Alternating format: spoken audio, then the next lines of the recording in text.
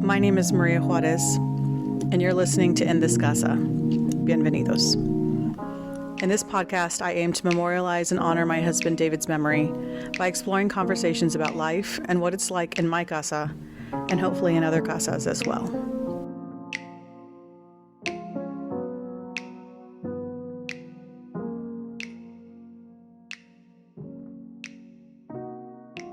Welcome back to In This Casa, and thank you for joining me. In this episode, I'd like to talk about the coping mechanisms that I've been using lately to handle my grief since I lost my husband, David. There have been a lot of things that I have, if I look back on the last almost 9 months, there are a lot of things that I can recognize and see and acknowledge that I was doing to try to cope with the fact that I needed to move forward without him. So I kind of just wanted to talk through some of the things that I feel like may have helped me as I was trying to continue on in the last 9 months. One of the things that I did right away after I laid David to rest was I created myself a sort of kit for my car, like a cemetery kit. And in that kit, I have things to clean his monument. So that way, when I go visit him, if his monument has a lot of like dirt or dust or things on it, I can clean it off and make it look good for him. So I have a couple of like gallon, they look like miniature like water bottles, but they're like gallon size. So I have a couple of those and I keep them filled with water. Because there's not water readily accessible at the cemetery. I have a bucket and a brush, a little bottle of dishwashing liquid that I got from the Dollar Tree that I can use to scrub the monument if I feel like it's exceptionally muddy or dirty. I have chairs. I went and bought 4 nice, comfortable outdoor folding chairs to be able to have for me and the girls, or me and my family, when we're visiting with David. So I keep one in my car all the time. So that way when I'm visiting with him, if I feel like I need a chair, I can use it. Also, David has had so many things. He was like big on just like all the gadgets. So he had a couple of small folding stools that were like in little travel bags. So I keep both of those in my cemetery kit in the car as well. And that way, sometimes I don't have to pull out a full chair. I can just grab one of the little stools and take it with me and sit with him. And actually, I probably use that more than anything. And then I have a like an outdoor blanket that folds up into like a little like pouch. And I keep that in the car as well, just in case I want to sit on the floor with him. So I created that cemetery kit. I think that's everything in it. Also in the cemetery kit, so ever since the funeral, I try to keep David's monument filled with tons of flowers. He has 2 vases on his monument, and so I like to keep them like overfilled with flowers, and try to keep a flower garland across the top of his monument as well, even though technically you're not supposed to do that. But I try to do that because I just like him to have all of that. It's the only thing that I can buy for him now, and I want to make sure that he has beautiful flowers all the time. So I also keep wire clippers and wire ties and things like that that I can use when I am arranging David's flowers. So I'll go to Joann's, buy new flowers for him. Actually, I have tons of flowers for him. So I have a couple of plastic shelvings that I got from Walmart. Like the 3 plastic shelving units that you can buy. If you take the top off of one of them, you can stack one of the 3 drawer units on top of the other and they'll connect. And then they come with wheels. So I have 2 of those in the garage. So they're each 6 drawer and they're filled with all of David's flowers and the things that I like to keep for him to decorate his space and also for Dia de los Muertos. So I'll go buy stuff at Joann's. I'll look through what I have, and then I will go make sure he's decorated, and I'll have all the tools with me in my cemetery kit in the car. That way, I'm prepared when I get there to see him. I also took the time to really think about what of his belongings I couldn't bear to continue to see because it was just breaking my heart. And also the things that I was definitely never going to move or touch or change within our home. So, for instance, my brother-in-law Kevin helped me clean out David's garage. And I say that we cleaned it out, and we did clean it out and we reorganized it, but really we just cleaned it and reorganized it. We didn't really clean it out because I didn't really purge anything from his garage. There was very, very little that I actually got rid of from the garage. Everything else that's his is just in the garage and just reorganized in a way that I can utilize it or decide what I want to do with it later. And I've talked in a previous episode about how, like, there was a bench in our room and his clothes were in there, folded on top of the bench, and I didn't move them for months. And I didn't move a lot of the stuff in his drawers for months, and his closet will remain his closet. But I did sell his car. So I took the time to really think about those things. I tried not to make a fast emotional decision. I tried to make sure that I was just really considering it and thinking about it and looking at it from all aspects, trying to make sure I wouldn't regret any decisions that I made in regards to his things. I considered my girls. I talked to them about some of these things that I wanted their feedback on. And I considered that as well too. And then I made decisions, but I tried to make sure that I really, really thought it through and didn't just emotionally decide, no, get rid of everything. No, I can't get rid of anything, and just stay torturing myself. So I tried to consider the effect of those decisions on my mental health and my well-being, and not just how they were emotionally affecting me because of my grief and because of the fact that I miss my husband. I did change some things in the house, like I discussed before in a previous episode. I did get rid of our bed. I got a new bed. I also got rid of our sofa. I'm not sure if I mentioned that, but I couldn't sit on the sofa in the living room without picturing him. And we used to sit on the sofa and hold hands from one sofa to the other and things like that. And I just, I couldn't be on them without it breaking my heart thinking about those things. So I got rid of the sofa as well. Our pictures that were in the hallway, I moved most of the pictures of him and I into our bedroom. There's an entry hallway into our bedroom. And so it's now being filled with pictures of just him and I, pictures that were of the two of us that were old, that I had considered old and had put up away in storage because they didn't, at the time go with my decor or whatever reason I decided to store them. I pulled them out. They're on my dresser.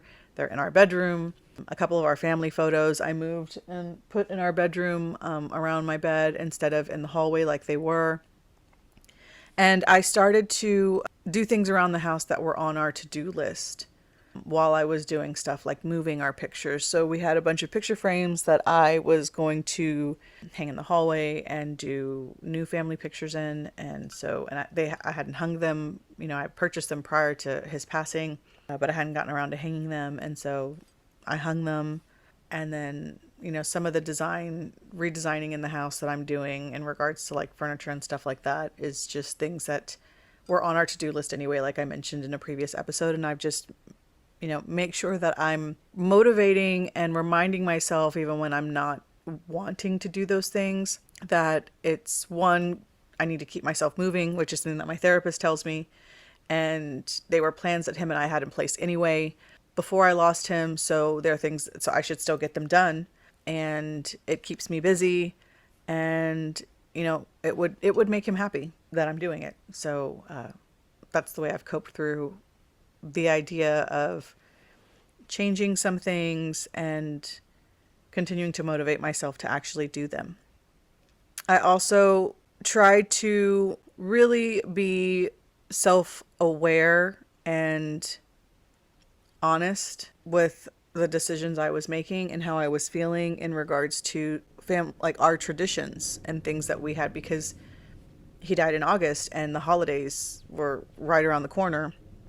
And so my first instinct was, of course, to not do any of the traditions that we had for him or with him for years, because it was going to break my heart to do them without him. And I didn't want to do them without him, but I forced myself to uphold those traditions the best way that I could, in a healthy way for myself, even though he's not here, during this first year that he's gone. So for instance, every year in November, David would take me down to Houston. There's this it's not an outlet store, but it's kind of like a warehouse store for Christmas stuff. And we have them here in Dallas, but the one down in Houston is particularly better priced.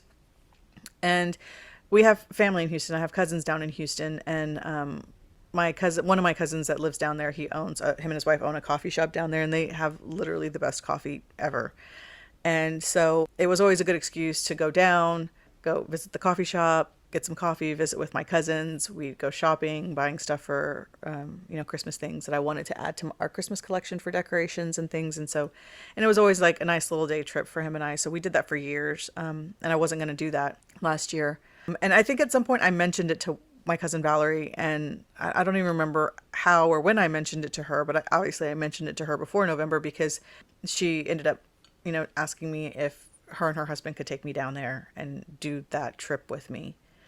So that because I wasn't going to do it by myself. So I just was not going to do that tradition. And, my first instinct was to tell her no, because my emotions were that I didn't want to do things without my husband, and I didn't want to do them with other people. I just wanted to do them with David.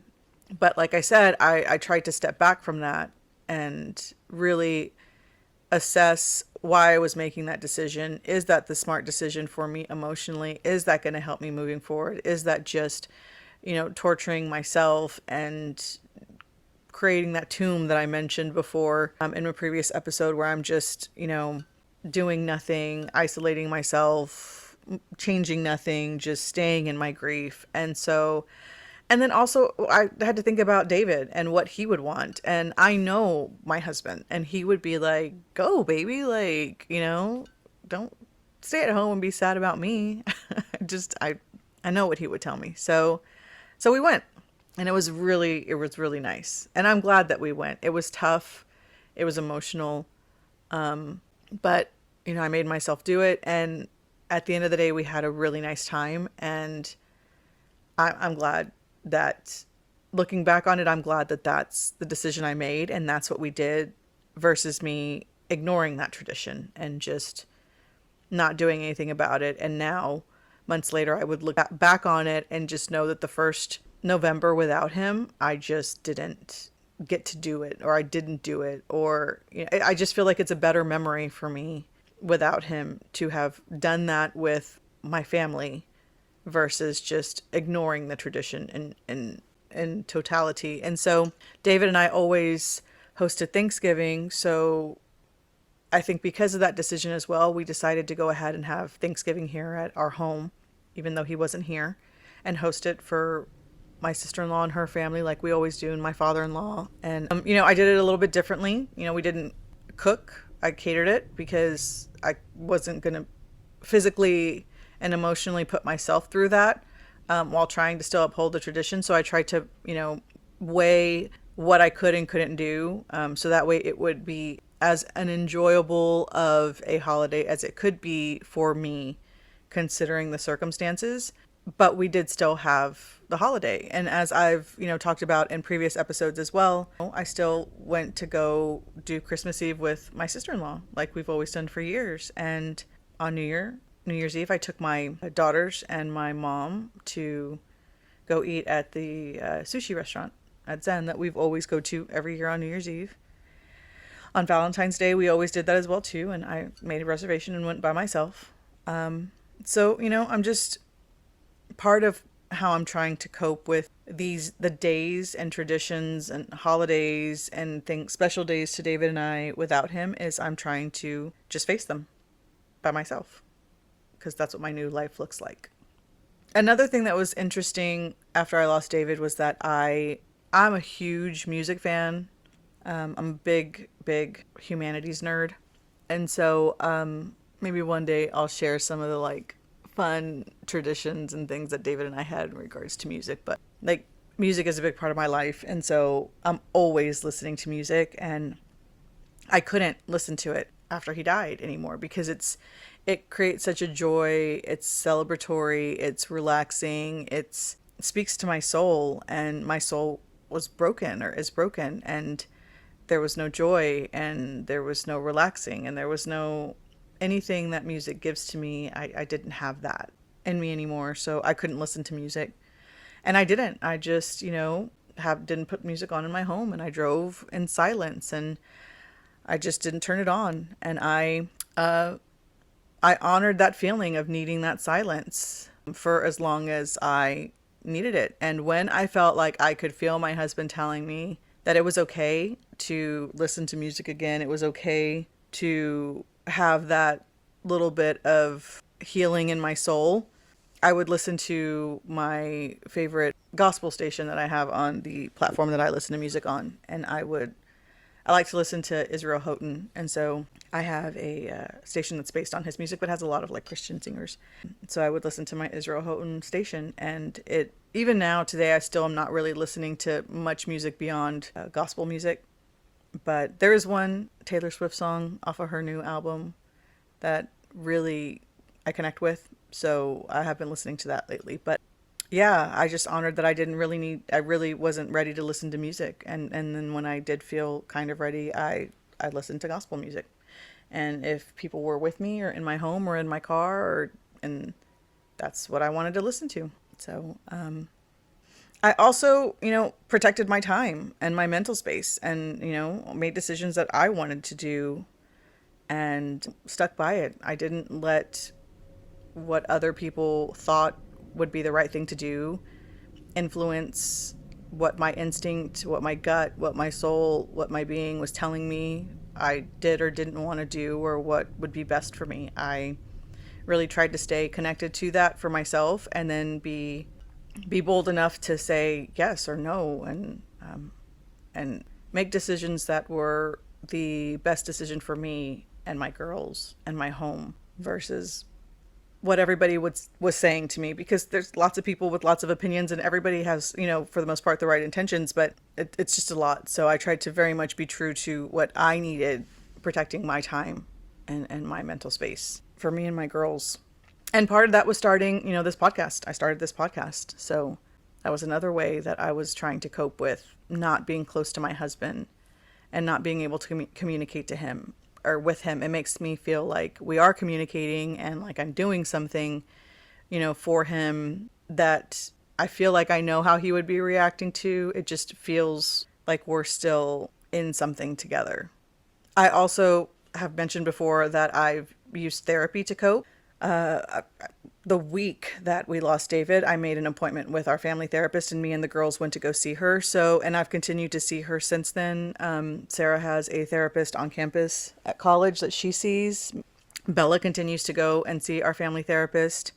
So, therapy is really, really important to me. And even when I'm talking to you about how I'm trying to be self-aware and self-assess and all those things, I'm not just like, this like enlightened person who just knows these things all by herself. Like, these are conversations that I have with my therapist, and these are things that she reminds me of, or that she, recommends to me, or she's giving me advice on, or she's trying to like lead me in the right direction of. And so I just try to put into practice what her and I are talking about during my sessions, and try to remember them, because, she's a health practitioner and she's trying to help me with my mental health. And it's extremely important that I stay as healthy as possible for my family. And so, therapy is really, really important. And it's one of the biggest things that I have used as a coping mechanism since I lost David.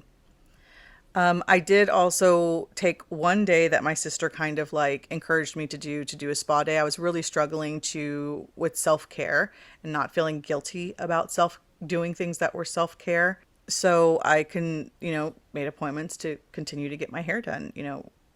We own a salon. I should be getting my hair done. I'm not going around looking crazy, so continue to get my hair done. I started to get my nails done again, understanding that wasn't me just trying to like look good with my husband not here, and who was I trying to look good for, but it was just something that I enjoyed doing before I lost him. And so he would want me to continue to do those things. He wouldn't want me to stop just because he's not here. He would want me to still feel good about myself. So, I continued getting my hair done. I continued getting my nails done. In that same vein, my sister Amanda was like, hey, why don't you, you're stressed. It's been a lot. You were working a lot. Like, maybe you need to relax. And she encouraged me to, take a day at the spa, get a massage, get a facial, things like that. And so I did do that. And I made sure to talk myself through not feeling guilty about taking the time to do that, using my financial resources to do that, and actually doing something for myself and my own well-being and my mental health. And that, remembering that David wouldn't be upset for me taking that time for myself, and that there's no reason for me to feel guilty about it. Another thing that I did was that I very much tried to be honest with myself about food, right? Because I wasn't really eating and I wasn't taking my vitamins anymore. David and I used to do AG1 before he passed away. We really liked to do that drink in the morning and get our vitamins and minerals and things that way. It's just an easy way for the both of us, and it tastes good, and we liked it. So that was part of our morning routine. I wasn't doing that anymore. So I wasn't eating just in general. And so I try to reincorporate those things back into my daily routine. Do I do it well every day? No, I don't know. I don't do it well every day, but I started, I have anxiety. And I have a medicine that I take daily that's been prescribed by my doctor that I take for my anxiety. So I started doing that again daily. I started taking the AG1 again daily. I realized that I wasn't eating. And when I was eating, I wasn't eating well. So I wasn't making good choices because I didn't feel like cooking for myself. And I didn't want to cook for one. It just made me sad. And so I made a choice to opt into a meal service. So that way I could make sure that I'm getting like proper proteins and vegetables and things like that. So I started doing Factor for myself. And then in that same vein, David was trying to cook natural foods for Raven, and I had been feeding her just like regular dry food. So I ordered Farmer's Dog for Raven. And so her and I are both eating better. And at least I know that we're eating healthier, even though I don't have a lot of motivation to put a lot of extra energy into that. So I invested in that for her and I. So she's doing Farmer's Dog, I'm doing Factor, I'm trying to do my AG1 daily, I'm taking my anxiety meds, and, just trying to monitor nutrition and health from that aspect on a daily basis again. And then the last thing that I want to mention in regards to coping is that I'm not drinking and I don't do drugs. So not a conversation in place for any kind of judgment on anyone. I have always been a person who is very grounded in what I want for myself in regards to all things, including, alcohol or drug usage. And, everybody is entitled to make their own decisions in the world, especially if you're grown up and nobody supports you and you have your own home and you handle your own finances and you don't hurt people and you're a good person, make your own decisions. But for me, drinking is celebratory and relaxing. It's not something that I indulge in a lot. I mean, obviously in my 20s I did, let's be real, but as an adult, it's just not something that I indulge in on a daily basis. I just am very keen on, I don't like to be hungover. I don't like the feeling of recovery. I'm kind of a control freak, and I like to make sure that I'm always maintaining a clear usage of my faculties. And so it's just important to me. So my faculties being affected or lessened really actually just heightens my anxiety. So it's not good for me personally. So I don't do drugs, and they're just something that I avoid, and I have avoided since I was a really, really young person. And as far as drinking goes, like I said, it's more celebratory and relaxing for me, and I don't have anything to celebrate or relax about right now, or at least I don't feel that way. So I avoid it. So it's, for me, it's not something that I've ever utilized as a coping mechanism in regards to I'm sad, I want to have a cocktail. That's usually, or stress. Very rarely, and I'm not saying that I've never done it, but very rarely do I have a super, super stressful situation and want to have, a drink. Honestly, I used to be a smoker. I smoke cigarettes, and that's more the urge I get is when I'm really, really stressed and I need to, use something to help relieve that anxiety, that stress, and relax. I have the urge for a cigarette, but I don't smoke anymore, so I don't have a cigarette. So I'm just, avoiding drinking and avoiding drug usage. So that's how I'm coping. Those are the mechanisms I'm currently using, and I'm sure that'll change over time. And some of it wasn't even, things that I knowingly started to do. They were just instinctually things that were happening, after I lost David. And it's just what my instincts told me to do, and I tried to follow them and be true to them, and prioritize my grief for myself after losing my husband. Hi, this is Editing Maria interrupting the episode because I want to make a quick disclaimer and one more point that I forgot to make while I recorded this episode. On that last point that I was making, drugs are illegal, and I'm not condoning the usage of them. Everybody make your own decisions. That's all I have to say about that. 2, I forgot to mention that me and my girls did do something together to cope with the loss of David. We got matching tattoos. It was the girl's first tattoo. I have lots of tattoos. David and I had matching tattoos as well. And I wanted to get some tattoos to honor him. I had some ideas. I let the girls know that I was going to do it. And they wanted to do a tattoo as a family, the 3 of us, that for him, to honor him.